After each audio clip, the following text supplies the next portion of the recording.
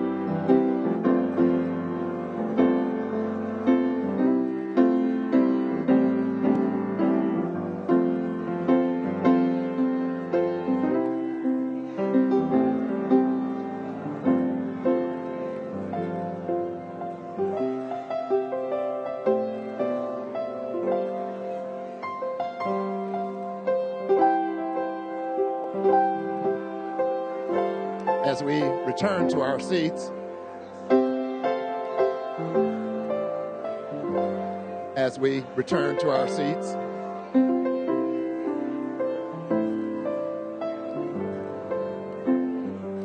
As we return to our seats.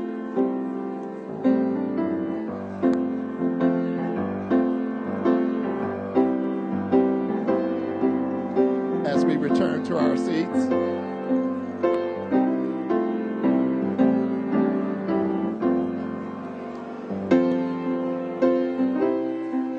As we return to our seats.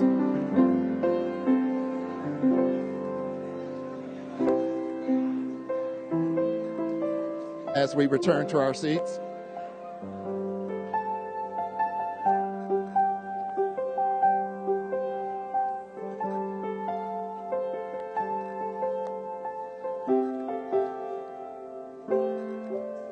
As we return to our seats, we thank you for your participation, for your smiles, your love, for your joy.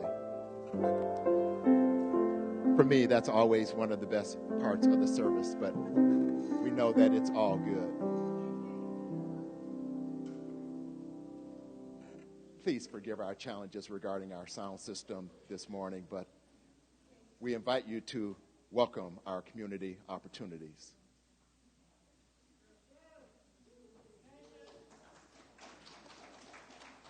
Good morning, East Bay. Good morning. All right. The mic is a little sensitive today, so I will project. All right, as always, it is so good to see everyone this morning. I'm glad you all chose to celebrate such a beautiful weekend together here at East Bay. So give yourselves a round of applause. Thank you. All right, let's dive in. Of course, you know we have a lot going on at East Bay each and every week, so please be sure to take your bulletins with you. And if for some reason you misplace it or choose to recycle, we will make sure to have all of this information posted on our website as well. So, for our first-time visitors, please take a moment to complete the information sheet included in your welcome packet and share that with our membership table so we can stay in touch with you and share a lovely thank you gift as our sign of appreciation and invitation to take this energy with you throughout your week. In addition, if you have any questions about membership, and this applies to anyone, whether you've been a member for 5 minutes, 20 years, or you're still thinking about it, stop by the membership table today. If you would please stand. Our membership staffing will be in place, ready to answer any and all questions you may have. The database forms that we need everyone to fill out will also be available. If you aren't sure if we have your address, chances are we don't. So go ahead and just take a moment, fill out the form. Even if we do, better to have a redundancy that we can correct than to have you going without the information that you need. Today, after service, you are welcome and invited to join us for a wellness program with sound and voice. This workshop will be led by Darlene Coldenhoven, and Darlene is here to tell us a little bit about this fun and inspiring musical adventure.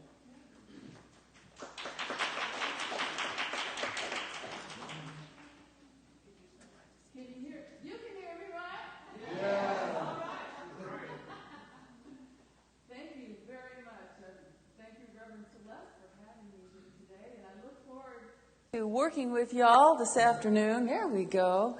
My workshop is on wellness with sound and voice. So we're going to learn a little bit about how to use our voice for healing and how to connect with spirit through the voice. And we're going to learn about all kinds of great stuff and have a lot of fun doing it in the meantime. So I hope you join us at 1 o'clock till 2:30. So please join us. We'll have fun. Thank you.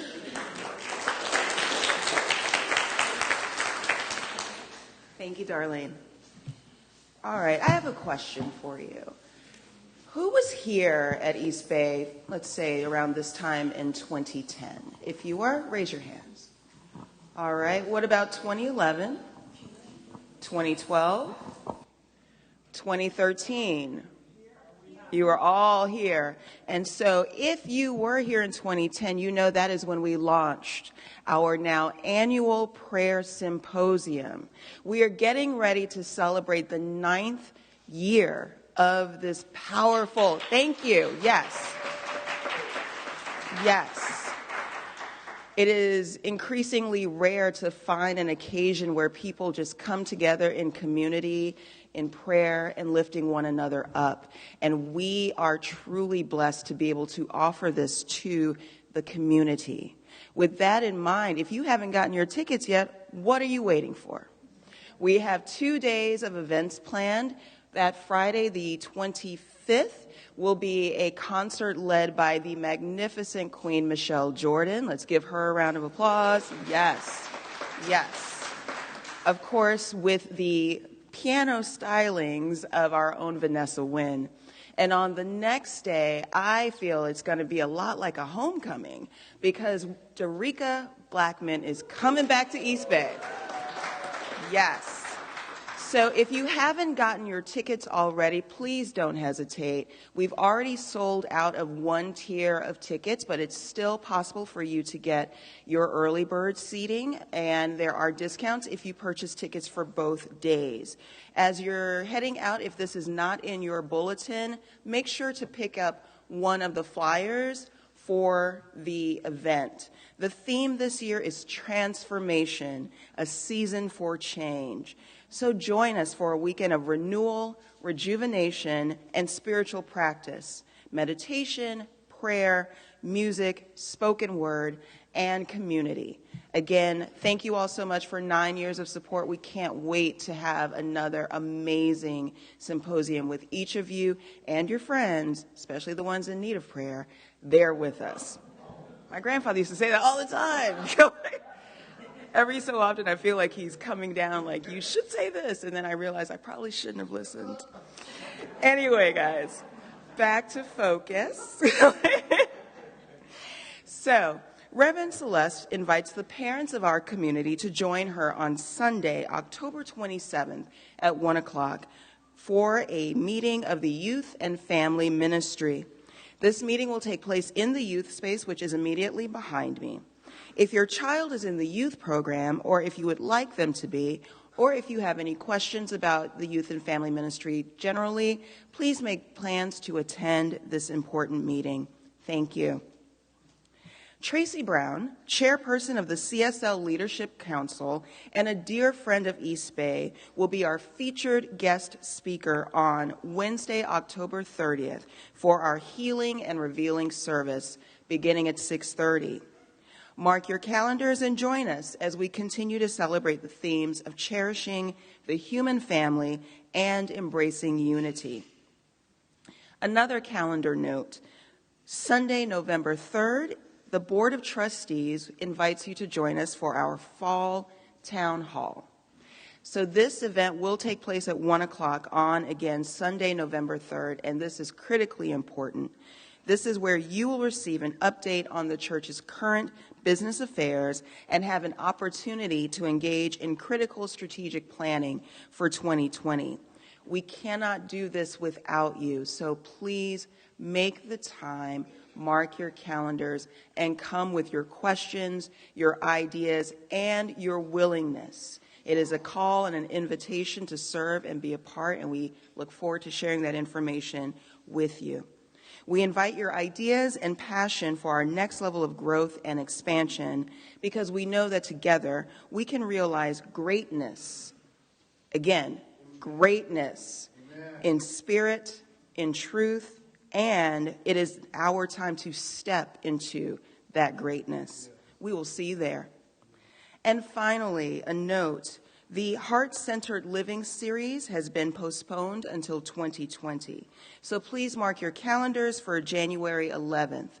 Please continue to register as the workshops will be held monthly, again starting in January and concluding in April. We would like to have at least 8 people registered in order to go forward. If you have any questions about that class or would like more information, please see Reverend Celeste after service. And that concludes this portion of the day. Thank you all so much.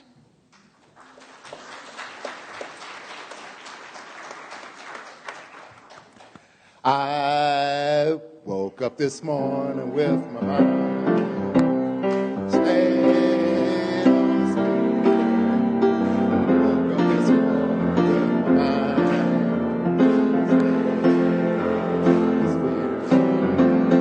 Woke up this morning with my mind stayed on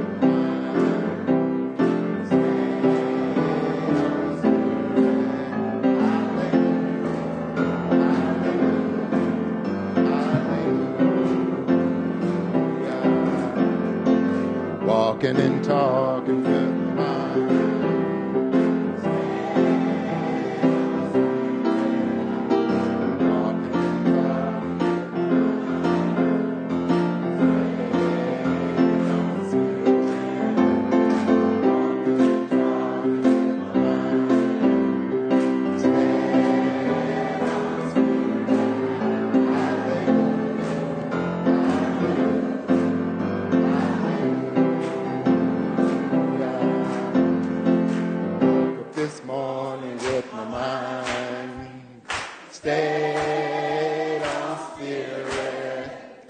Woke up this morning with my mind stayed on Spirit. Woke up this morning with my mind stayed on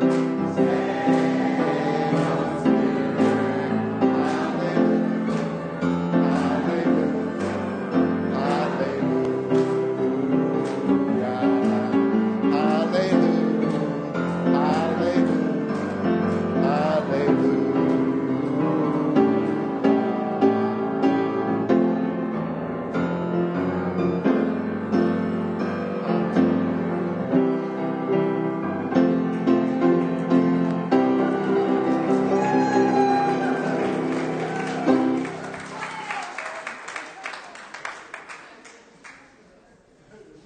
Thank you all for helping me out. As we prepare to receive the message this morning, we allow our hearts and our minds to open. We are enlightened. We are opened up. We are inspired as we receive our musical inspiration. Won't you please join me? Thank you, Richard. I wanted to introduce our musical inspiration. Some of you met her last night. She presented to us some critical information about the earth, some mind-blowing information about the earth, and really what is ours to do. We'll talk more about that, but because she is a certified representative for former Vice President Al Gore's Climate Reality Community Project. I've talked to you about her before. I've told you she's a Grammy winner. I've told you she's been nominated 3 times. And she has 10 albums. She was the first inductee into the Indie Music Hall of Fame at the Grammy Awards at the Grammy Museum on April 28th. I first met her when she came to my center in Chicago about 12 or 13 years ago. She is a world traveler, and that's how she got interested in the whole climate crisis. She was singing her own part at the age of 3. She was starting to be trained on classical piano at the age of 9. She's a master. Please welcome Darlene Coldenhoven.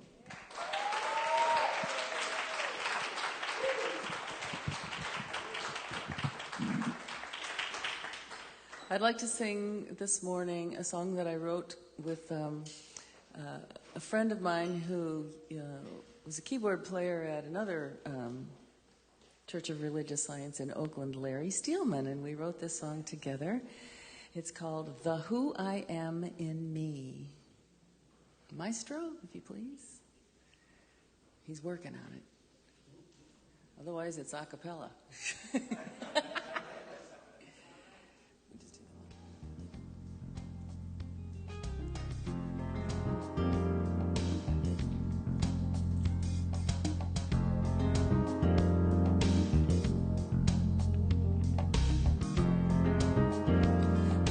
Great fog has lifted.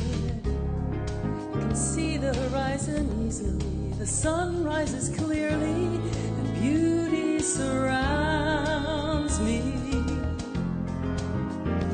No more chasing and worry, careless jokes, judge or jury. It's a new way of seeing. There's God.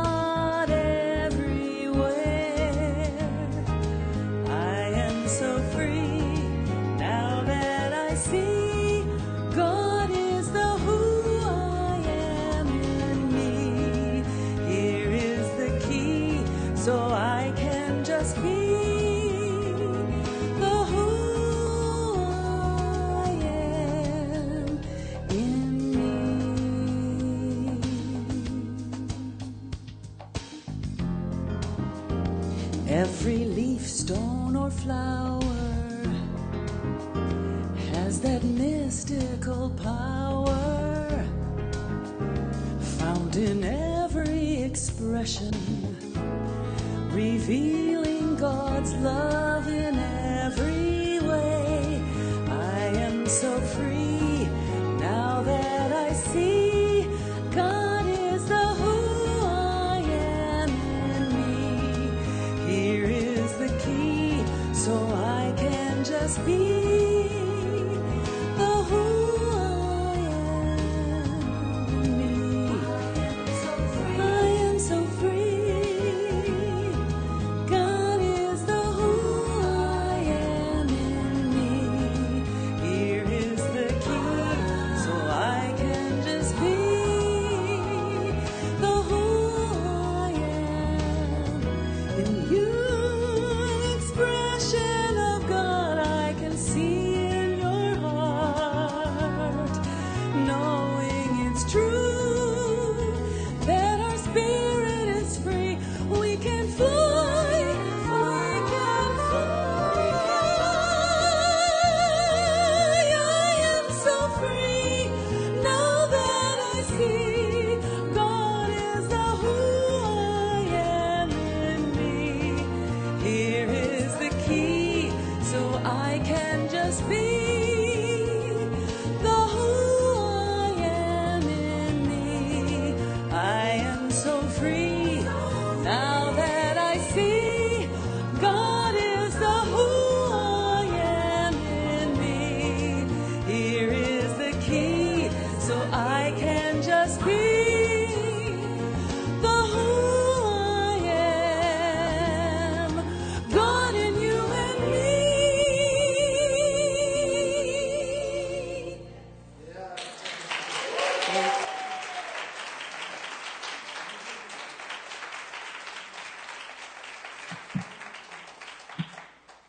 Thank you, Darlene.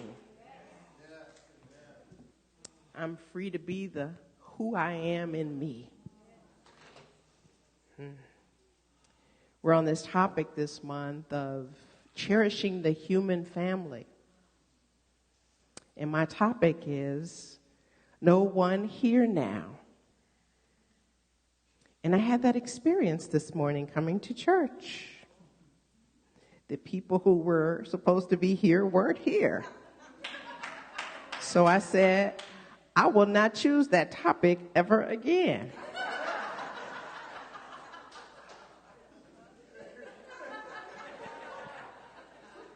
Yes. But of course, it has deeper implications than simply where we show up physically. It has the awareness of here, who, and now, right?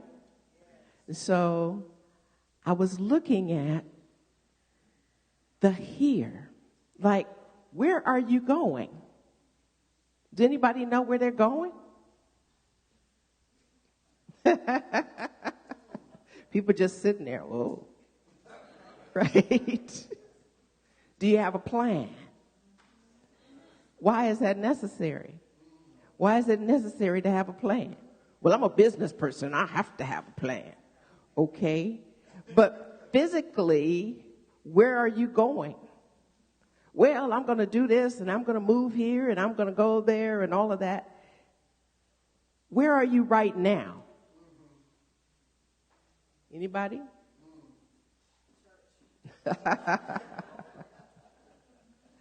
Church, Oakland? No. Okay. If you are not being present with where you are nowhere. I'm going to repeat that. If you are not being present with where you are nowhere. I'm going to explain further. The direction in which you are presumed to be headed may not be where you end up. There are twists and turns that occur throughout life. There are many ways that we are finding ourselves in situations that we did not anticipate being in places that we thought we would never go. At least that's true for me. So excuse me if I'm not speaking for you. Sometimes we're so busy doing stuff. I was going to use somebody as an example, but he's not here. I will mention Karen, though, because when you're not being present, here's what happens. So you get pulled away. We're dealing with bulletins. Then all of a sudden, I need to go run and do something else. I'm like, where's my phone? Karen's like, there it is on top of the printer. I'm like, oh. I go and get the phone. I get distracted with something else. I'm like, where are my keys? She said, right there on top of the printer. I said, oh, okay, thank you. So I head back out to wherever I was going, to my office or whatever, and I said, where's that document? It's on the printer. Right? So, you know, we have all of these. Oh, there you are. I can mention you now. Somebody who's always teasing me about misplacing his phone left his phone in my office the other day. So because he was in the middle of, you know, solving a crisis, as happens on occasion. That's what I put into the universe. I'm not putting nothing else out into the universe that I don't want. But can we transfer our ambition from the material to the spiritual? Can we go beyond what we want to what we have? Can we be present with the spirit that is within us? Because being present to the spirit that is within us will take us to a greater place than we could ever go. Now, I'm not talking about a geographic space, because God doesn't really deal like with space and time, because if that were true, God would only be in one spot and only at one particular moment. So we know that God is more expansive than what we know to be space and time. But when we allow this isness, this truth, this substance of our being to be the focus of our attention, then we may be able to look through things and see that things are not as they appear.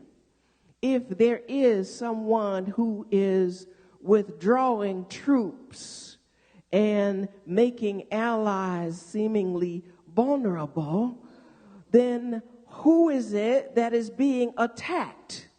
When Turkey comes in, who is that being attacked? And if we are thinking that it is one person's fault because they made the decision, although they did it without considering anyone else, including the Joint Chiefs of Staff and the Congress, regardless of why they did it, who is it that did it? So really being present with taking a moment to take the focus off of any one person that we can project all of our grief on, all of our anger on, all of our disappointment on, all of our despair on. Let's see what part of that is ours. Let's see what it is that we have in our hearts that are unforgiving. If you can search your mind and there's someone that you don't want to be there in the streets of your mind, then perhaps that unforgiveness is a place to start.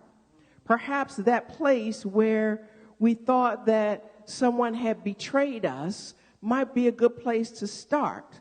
Because when there's an overreach, when there's someone who does something that was unauthorized, we feel appalled.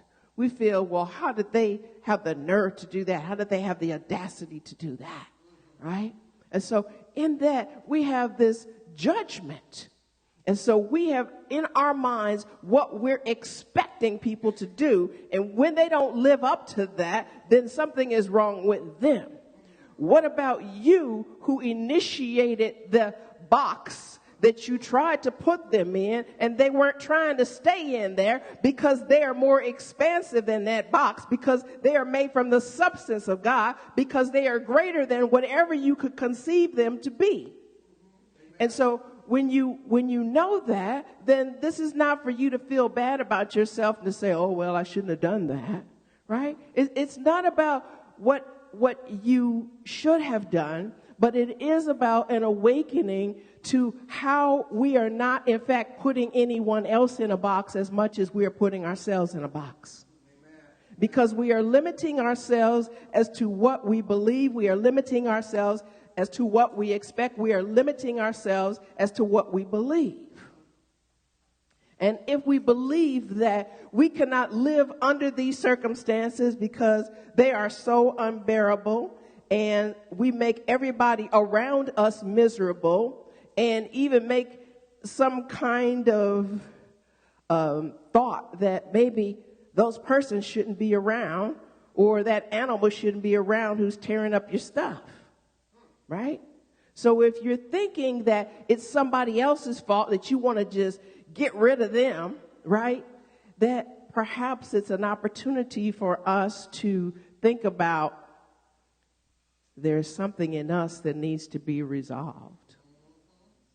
And the something in us that needs to be resolved is attachment.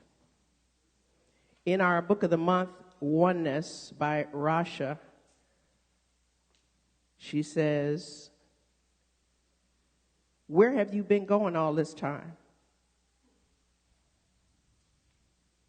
She says, the direction in which you presumed yourself to be headed for much of this lifetime will not lead you to where you now wish to go. How about that? Did your life take a turn that you weren't expecting? Did you have a certain dream or ambition and found yourself in a different place? Y'all know I wasn't trying to be a minister. Come on now. Anybody that knew me would not have said, oh, yeah, she's going to be a minister, right? But what happens is all the time you're being prepared for what is your divine destiny, right? Because you don't know that when you're, having all of this training on how to present, that you're going to be presenting to a church, When you're having all of this training about, how to organize people, you're not thinking that this is going to happen. And so what happens is we end up having everything that we need, and we are equipped for the role that we are in, right? So now, Rasha says, so that path was leading nowhere. The quest for the enlightenment that has remained ever elusive leads you to the same destination, for there is nowhere for you to be beyond where you are right now. And so it is true that we are where we are supposed to be. And we can know that for people who have transitioned as well. We can know that their divine destiny is the pathway, and that it's not up to us to say when or where they get off this particular train. But we do have the intention of something good. And so that doesn't leave just because we leave our body. Yes?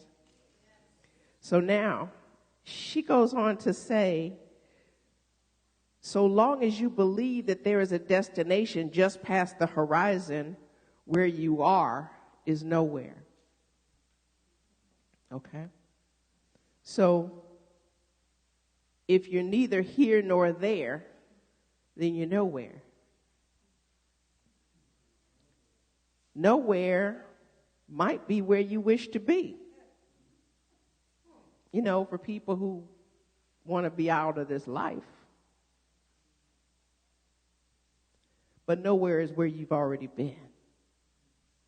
Because when you thought that you wanted to be done with this life, you were simply not being present with what is, and so tuned in to the situations, circumstances, and conditions, and being miserable, wanting to be somewhere else, doing something else, being someone else. You weren't allowing yourself to be who you are and be present and in gratitude with where you are. So this morning, when I was noticing things weren't like unfolding as planned, I did something bold. And for me, this is bold. It's probably normal for other people. And I said, I'm just going to sit. Right, Richard? I say, you know what? I'm always getting up fixing something.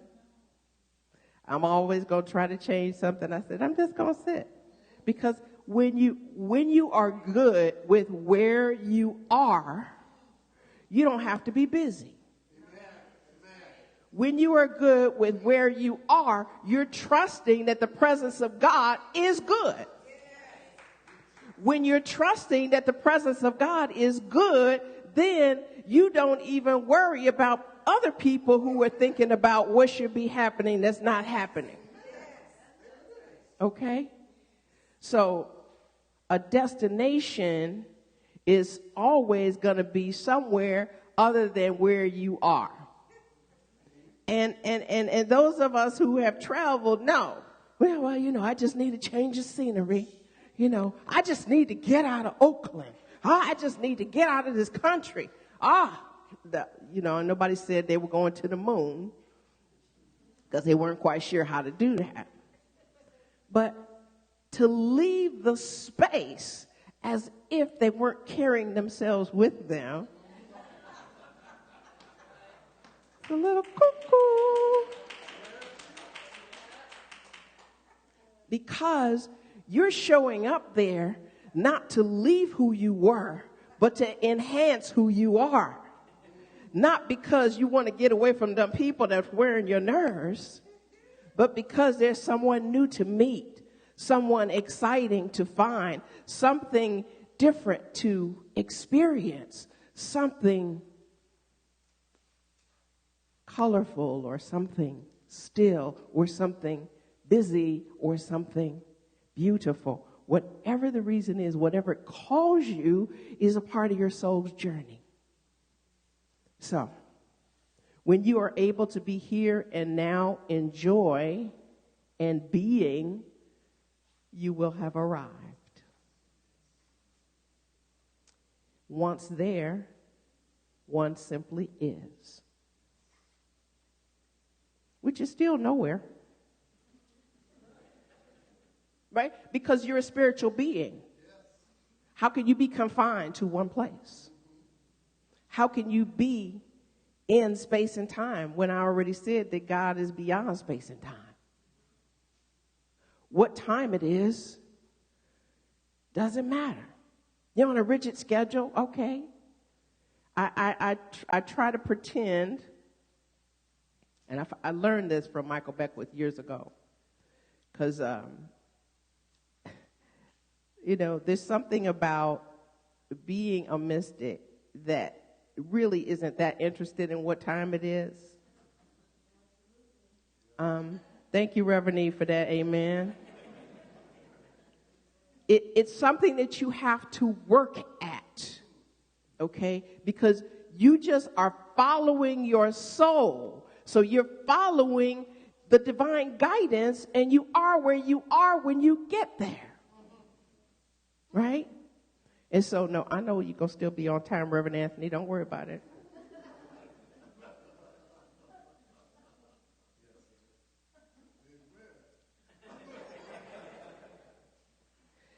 Say, for example, you're in a relationship. And, y'all hit some bumps and stuff. And you're like, I wonder if there's somebody else out there. I don't really need this drama, right? Maybe they didn't put on as much weight. Maybe they were busy staying trim, Maybe they can teach me something new behind the closed doors, right? There's always something greener in a different pasture. But are we really taking the time to be present with the beauty of the pasture that we're already in? Last night when we were looking at some pretty devastating information about the earth and seeing carcasses and basically no more living expressions, no grass, no dirt, no soil. And we began to know that people were becoming refugees not because of the politics, but because the land no longer had any food to give them. This is the case in Syria. And so people talking about, well, we don't have room for these refugees, and we don't want them to come there, tell them to go somewhere else. And so in the meantime, more and more of the earth is becoming inhabitable because there's no soil, right? And more of the shift of the climate is changing because we haven't been present with what we have. We've been consuming, and not really enjoying and thinking of how to restore, but just take. So how do we cherish the human family when we are more interested in receiving than we are in giving? You're not anywhere, you're nowhere. So the now moment is still the perfect time.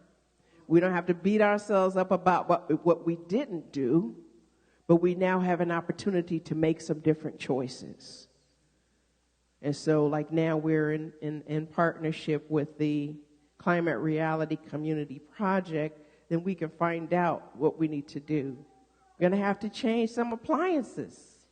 We're going to have to make some different choices. We're going to have to get rid of the plastic that the fossil fuel industry is trying to push on us. So our attitudes and beliefs and understandings in this moment is where we wish them to be until we get new information. And when we get new information, then we have an opportunity to have a new attitude, to have a new belief, to have a new understanding. Now, for those of you who are discontent, sometimes you call it the divine discontent. If you are not happy with where you are, then you are denying this moment, and then you will continue to yearn for something that is out of reach. Right? Because you won't even be satisfied when you get to where you think you're going if you're not happy where you are. You know, we're going to be talking about gratitude next month, but what I will say about that now is that part of gratitude is really being appreciative of what you already have. And that is so key to opening up to more blessings. You know, it's okay to stop and be still. Because when you are stopping and being still, but one thing, you won't be so tired. Let me tell you. Okay.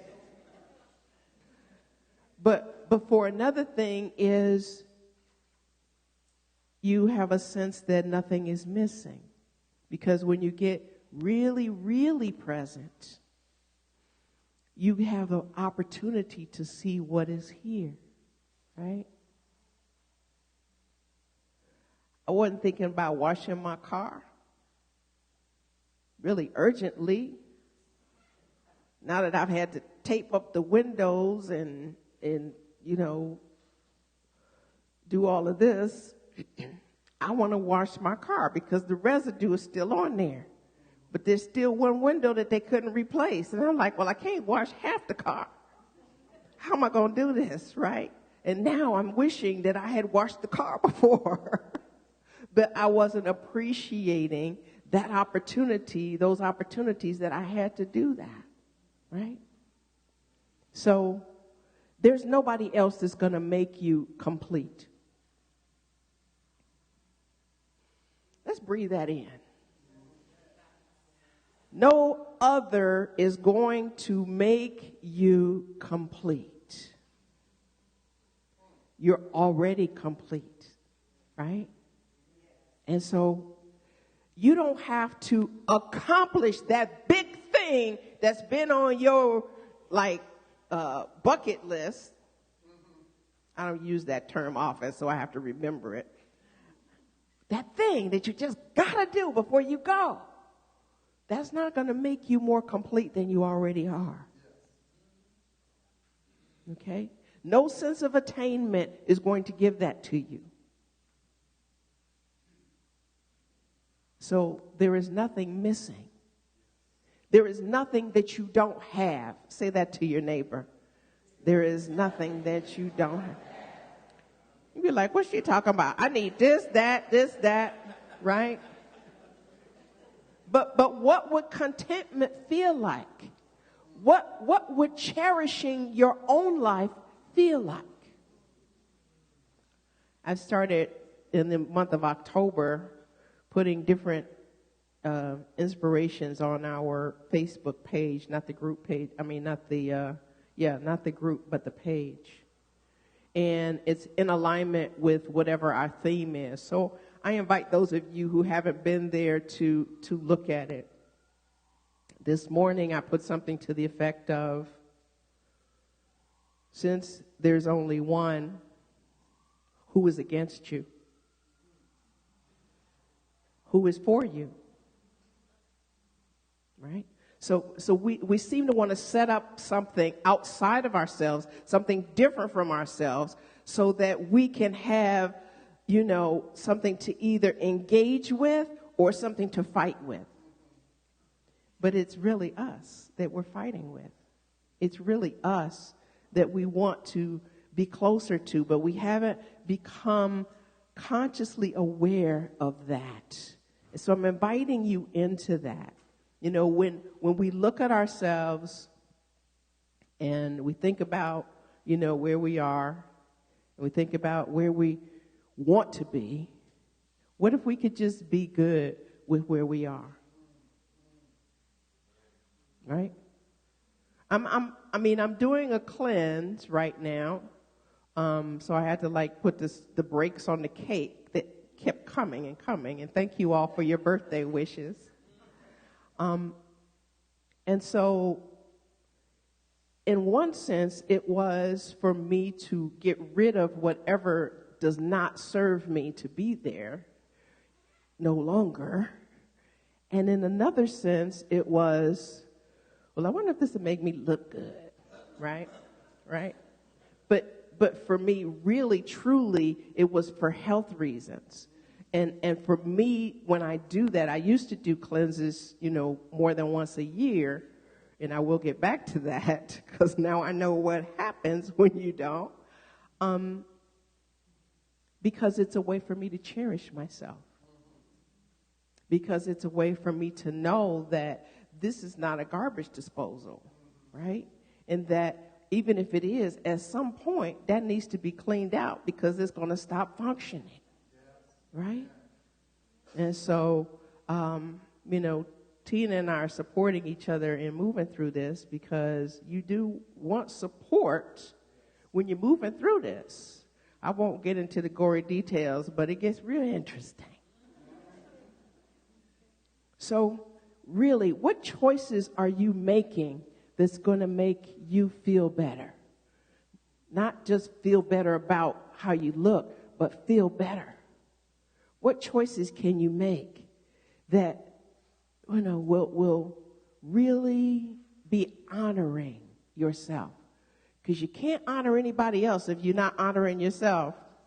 Ain't that right, Reverend E?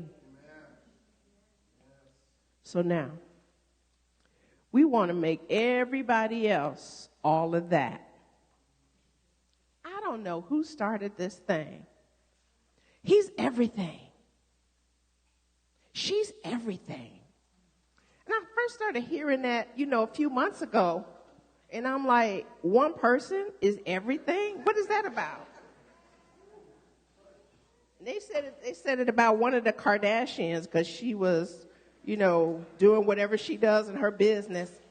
Oh, Kylie's everything. I'm like, seriously? Right? I mean, I'm sure she has a talent, but to give her all of that, I think is a bit much. Right? So if she's everything, where does that leave me? Right? Where does that leave you? Exactly. Who said that? Where there's everything, there's nothing more. And there's everything everywhere. So there's nothing more to want.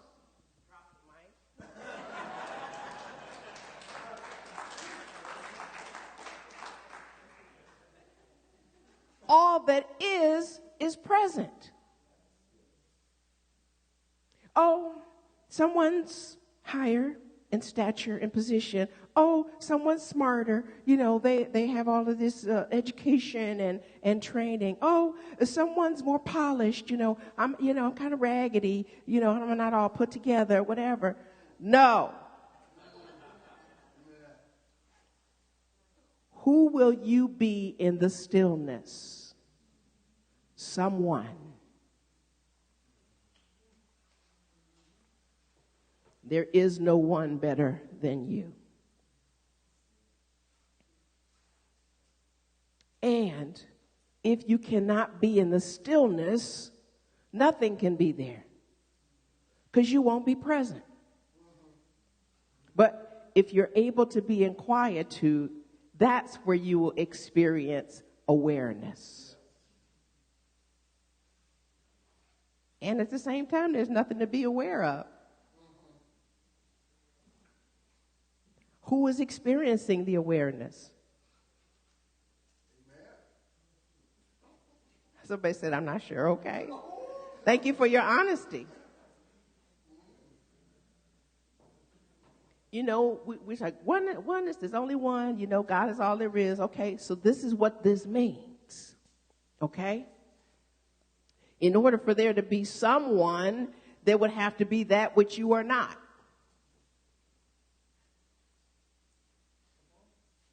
Like what? Huh? So to say someone means that there has to be something other than me. But you can only be no one because the oneness includes all of us.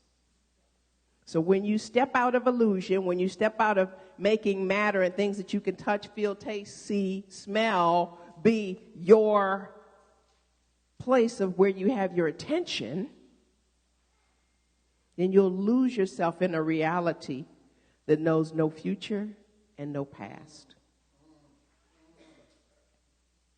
So here now. No one here now. So in illusion, you have a past. In illusion, there's something you long for. In illusion, there's a future that never seems to come. Because it can't. There's no other time than now, ever. And in the nowness, you recognize that now is all that is. Nowness is melded in the oneness with all that is. Breathe. I know this is a different way to think.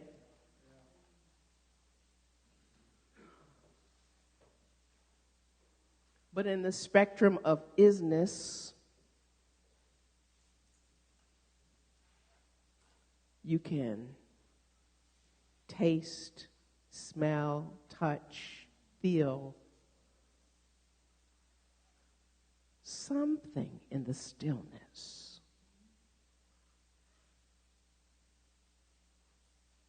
So it's the real you who can let go of the trappings. It's the real you who can let go of however you're identifying yourself. And once you release all of that, you can be present in the foreverness of now. I want to close with a poem from my book, In Spirit, in Love. It was my first book that I wrote as a single author. I've contributed to several books, but this was the first book I wrote just for me. It's called At Home Within. I have been asked in quite a bit as of late. Happily, I consent to go on this brief yet full date. I'm not taken anywhere away, but right here at home I would stay. Not in my living room or even my bath, but where I go is on my path. Into the quiet, the joyful, serene, the only location where truth can be seen.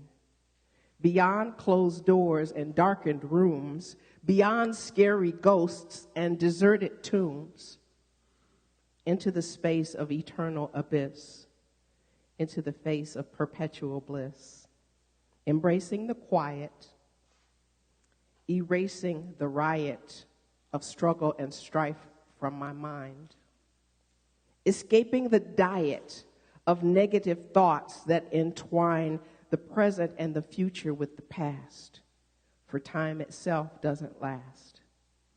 So in the now, I make a vow that has no boundaries of space, that has no quandaries of race, consciousness on which to rely, lot or cautiousness to deny, acceptance of all.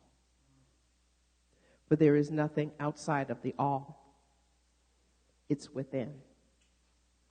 And in there is no without. There is no out. So rather than seeking something outside of self, I'd rather be being myself. I'm home, always home, at home within. I invite you to be at home. Namaste.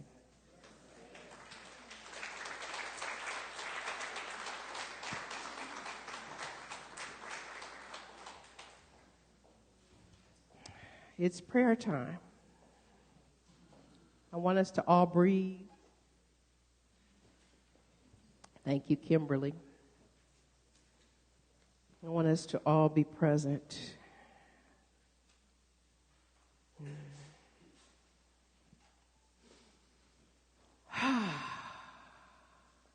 Thank you, Deb. There's one life.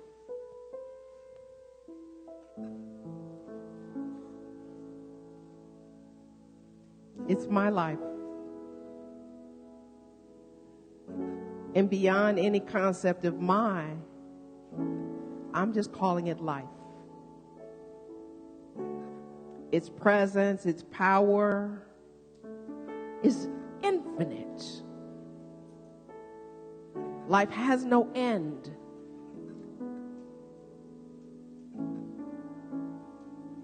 There is only wholeness, perfection, and completeness.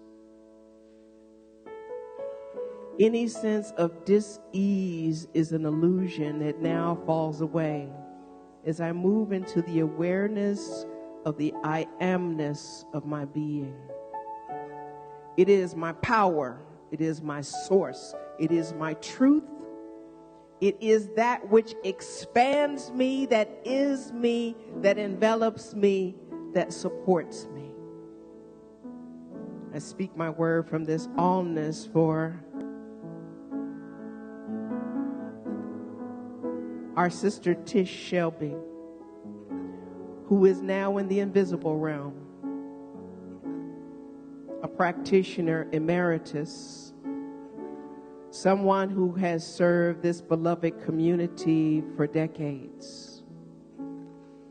I surround Pearlie and Oscar. Pearlie, her mother, Oscar, her husband. as I watched Pearlie smile and look upon her beloved daughter, her firstborn. And I could see the joy in her eyes that she could still look upon her. I think about Oscar in his steadiness. And while I was not present when she left here yesterday late afternoon, I had spent the entire afternoon with this family, so I have some new people to love and to care for and to absolutely hold in my heart. And so we're knowing where there may be pain, that there's peace now. Where there may be sorrow, that there's joy in the moment. Let every choir member know that when I played the choir music for Tish and she was asleep, she opened her eyes and looked around for y'all like, where y'all at? You are with her now. Choir, I know that we are never absent from one another. And so we celebrate the body that let us know that she was here and the presence of her body that is with us in this now moment. I speak a word for our brother Bobby Eddins as he moves through his journey in health. We're knowing divine right action, divine guidance and direction for his caregivers. We're knowing perfect outcome, and we're knowing whatever needs to be removed is removed, whatever needs to be renewed is renewed with ease and grace. We say our hallelujah, thank you for Ayana's brother who we have been praying for, who's now out of the hospital and home. And we say, yes, prayer works. We don't get to project the outcome. We just get to know the highest and best. We speak a word of perfect health for Daryl Lynch. Where there is any indication that something is awry, that the homeostasis is out of sync, the perfect functioning of the body temple is moved in a different direction, we know perfect order alignment. Right where Pamela Nash is, we know perfect health for her, who's been moving through some intermittent health challenges.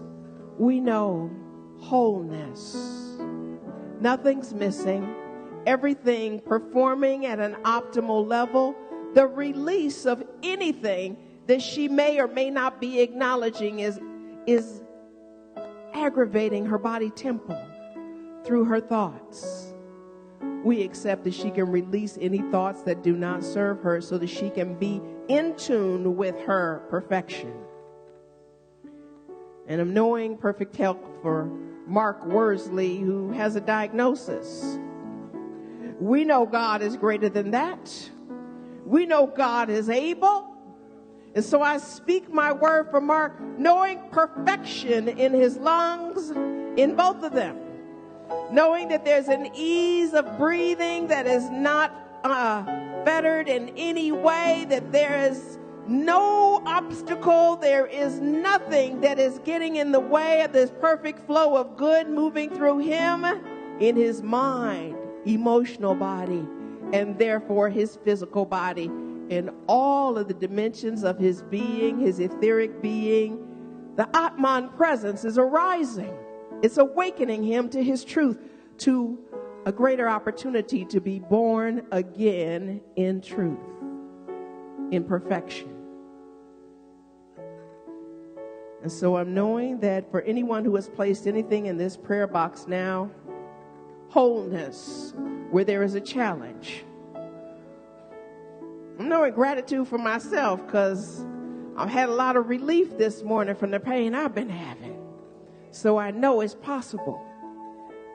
I know that there is abundance where there seemed to be lack.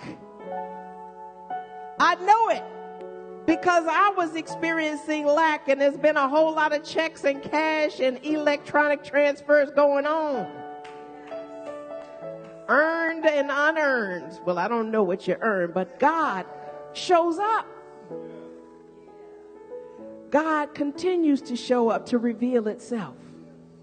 Right where that relationship is, that is something to be contended with. God's right there, asking us to be more of who we truly are without trying to fix someone else. Knowing that they're perfectly there to inform us of what we need to look at, and that who they are is none of our business. I know that all harmonious relationships are centered in this truth. All good, all the time, everywhere, nowhere, here now. In gratitude for it all, I release my word and I let it be. And so it is. Amen. I'm so glad to be here with y'all today.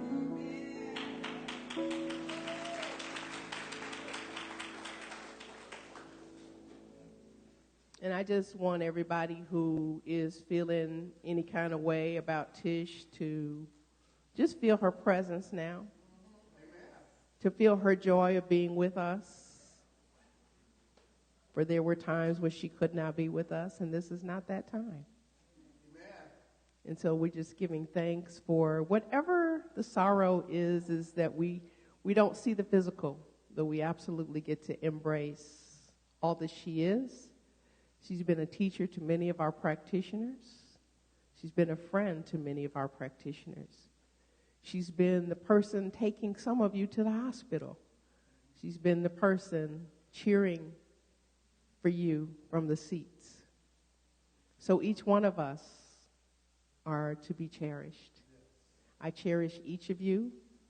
I would be there for any of you at any time.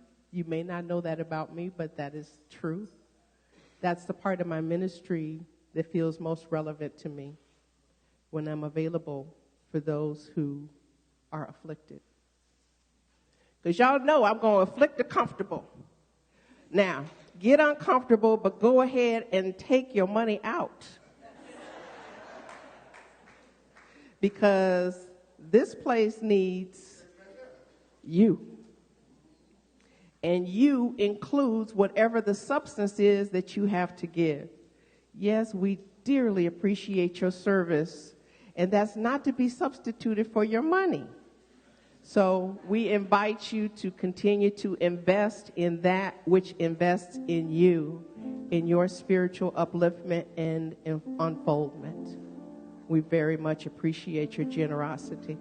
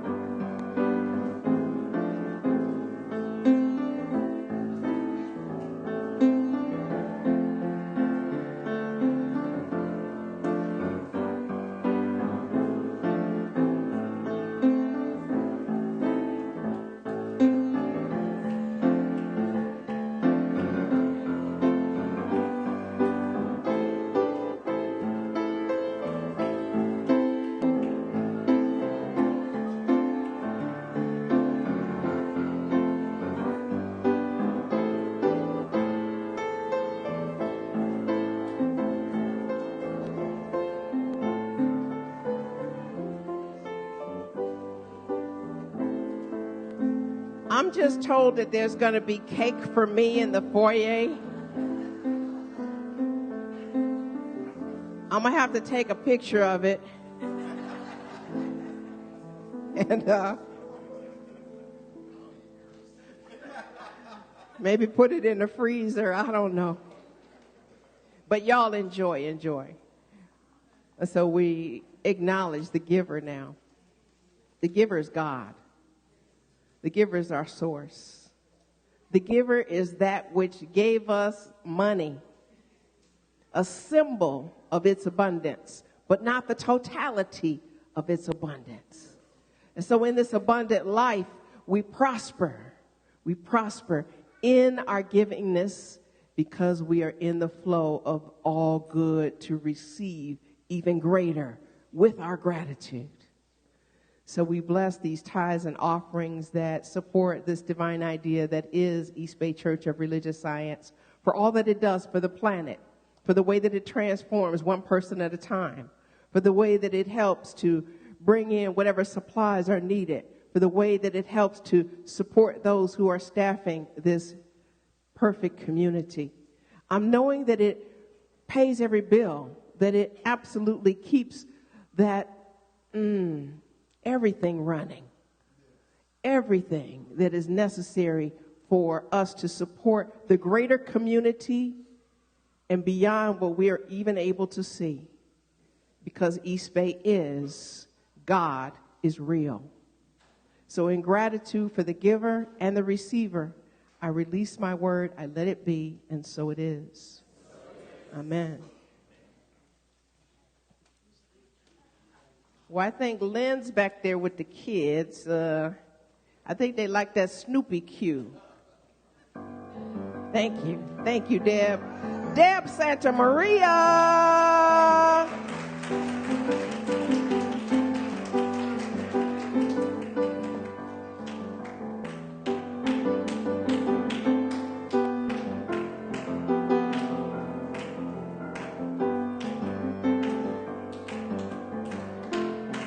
Thank you, Reverend Anthony, for coaxing them along.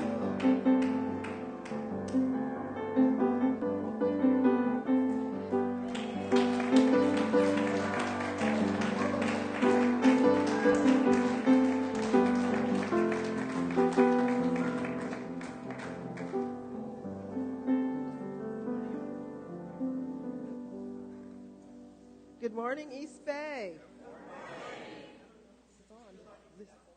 Okay, these are our children for today, our young people.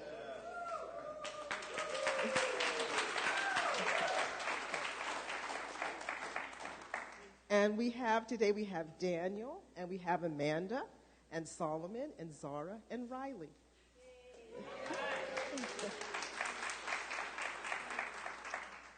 And we talked about oneness and what oneness means to us and to the children.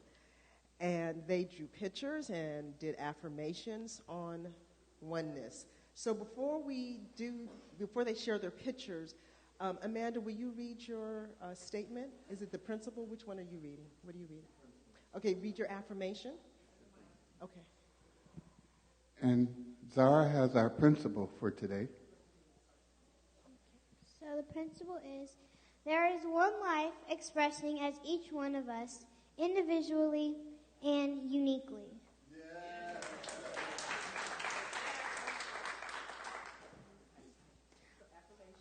Our affirmation today is, I am one with all life. My thoughts, words, deeds, and actions express love. Yeah.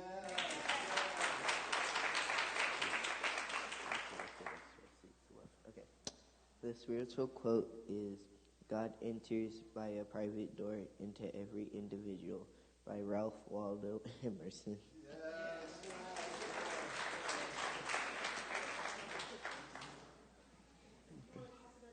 You want to tell us about your picture, Riley?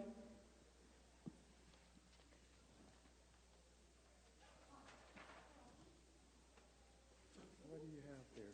I'll hold it up for you. Go. Cats are life.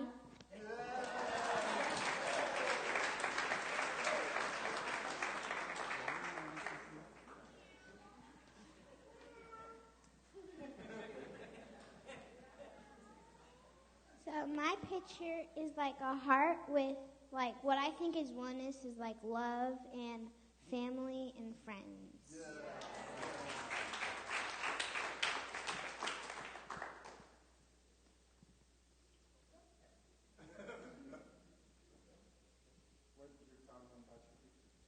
Okay.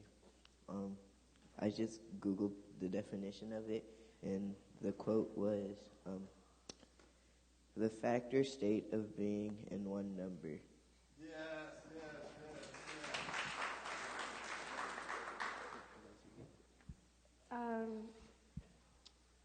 Mine is that Earth is home to all, and we should take more care of our Earth because there's a lot of trash around, and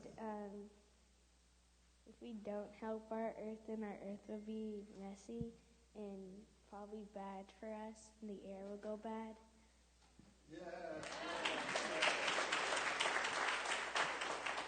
We are one with the Earth.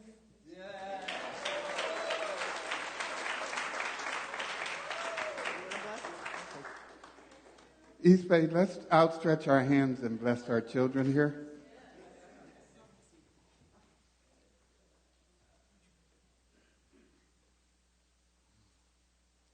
East Bay Youth. East Bay Youth. We see you. We see you. We know who you are. We know who you are. You are our future generation. You are our future generation. You are our future doctors. You are our future doctors. Lawyers. Lawyers. Presidents. Presidents. And all that and so much more. And so it is.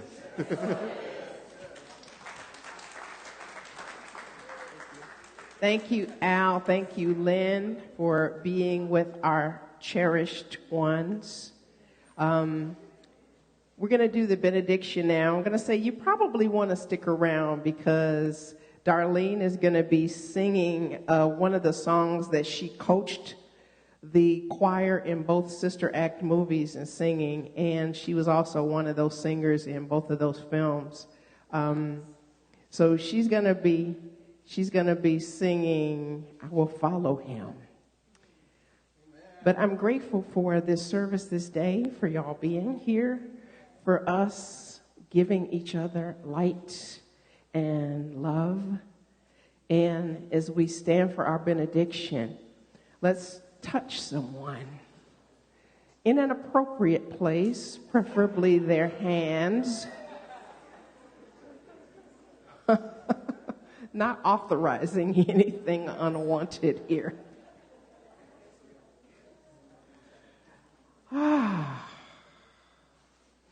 Breathing in the joy, knowing the support of God is beneath us, above us, and to each side of us, and most importantly, within us. We recognize the wonderful, bountiful love expanding as our lives, as one another, knowing that there is only one of us, and that there is no place to be but here, no place to do it but now, and that simply being brings us an awakening and an awareness beyond our imaginings. So I bless everyone who has contributed to this service, Deb Santa Maria, our pulpit assistant, Richard Scott, our vigil holders and prayer box persons, Kimberly, and I'm knowing that our youth have been nourished, and so grateful for that with the support of Lynn and Al, and so many of you who are leaning their consciousness into this divine idea that is East Bay. In gratitude for it all, I release my word, I let it be, and so it is. Amen.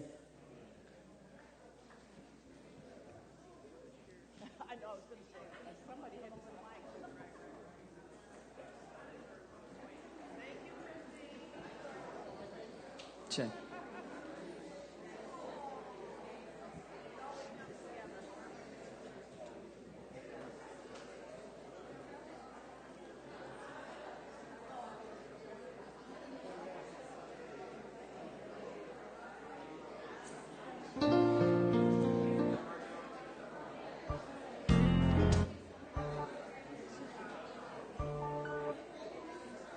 Number 4.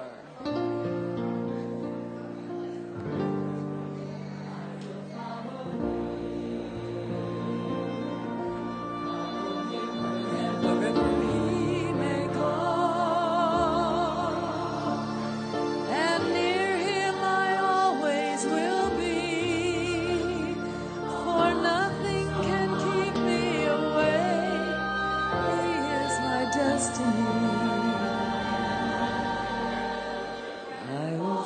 Here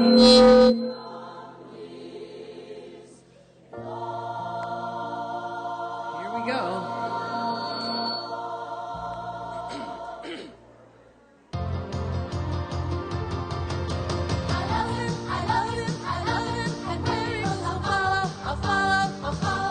I will follow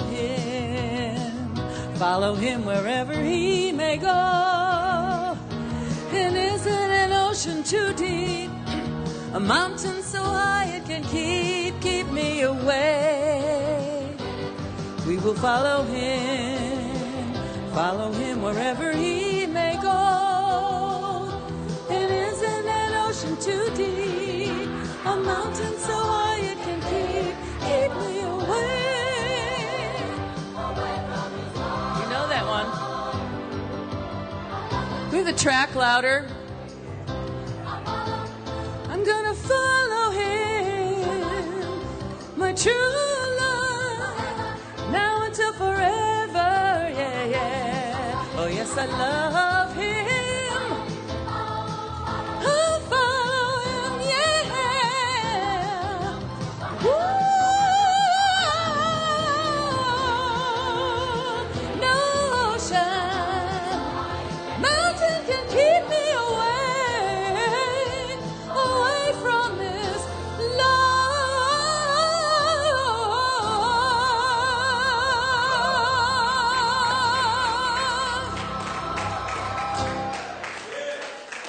Woo! Thank you.